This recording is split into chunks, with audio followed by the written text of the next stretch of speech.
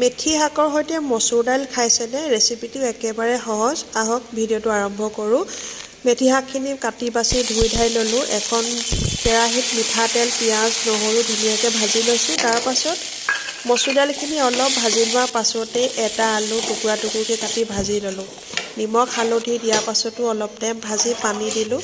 দাইলখিনি অলপ সিজি অহাৰ পাছতেই বিলাহী আৰু কেঁচা জলকীয়া দিলোঁ। বিলাহী, কেঁচা জলকীয়া, দাইল গোটেইখিনি সিজি আহিলে এতিয়া কাটি ৰখা মেথি শাকখিনি দি দিলোঁ। মেথি শাকো সিজি গ'ল, দাইলো সিজি গ'ল। নমোৱা অলপ আগতে দি দিছোঁ অলপ গাই ঘিউ। গাই ঘিউ অপশ্যনেল হয়, নিদিলেও একো আপত্তি নাই, দিলে খাবলৈ বেছি ভাল হয়। আৰু ওপৰতে দি দিলোঁ কচুৰি মেথি অলপ। আৰু বেটিয়ে আজি মাছৰুম বনাইছিলে চাওঁ দেই, মাছৰুম এখন মচুৰ দাইল, বিলাহী আৰু মেথি শাকৰ চব্জি, ভাত আৰু মাছৰুম। আজি দুপৰীয়া এনেকৈ খাওঁ।